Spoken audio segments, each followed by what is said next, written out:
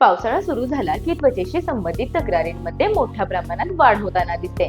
तर त्यापैकी सर्वात सामान्य म्हणजे फंगल इन्फेक्शन. तर हा संसर्ग प्रामुख्याने त्वचेवर जास्त वेळ ओलावा राहणे, घाम येणे, लालसर गोलाकार चट्टे दिसणे, जळजळ होणे किंवा त्वचा सोलल्यासारखी वाटणे अशी लक्षणे दाखवू शकतो. अनेक जण सुरुवातीला याकडे दुर्लक्ष करतात, परंतु वेळेवर उपचार न घेतल्यास हा इन्फेक्शन शरीरातील इतर भागांमध्येही पसरू शकतो. तर यासाठी पावसाळ्यात त्वचा कोरडी आणि स्वच्छ ठेवणे हीच इन्फेक्शन पासून बचावाची सर्वात प्रभावी सवय आहे. म्हणून पावसात भिजल्यानंतर शक्य तितक्या लवकर कोरडे कपडे परिधान करा.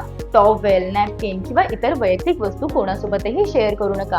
प्लस सुती व सैलसर कपड्यांना प्राधान्य द्या. तसेच याकडे उपचाराच्या दृष्टीने पाहिले तर होमिओपॅथी मध्ये प्रत्येक पेशंटची त्वचेची प्रकृती, इन्फेक्शन वारंवार होण्याची प्रवृत्ती, लक्षणांचे स्वरूप आणि एकूण आरोग्य यांचा सविस्तर अभ्यास करून वैयक्तिक उपचार दिले जातात. जर तुम्हालाही वारंवार फंगल इन्फेक्शन होत असेल तर स्वतःहून औषध घेण्याऐवजी एकदा डॉक्टरांचा सल्ला घ्या.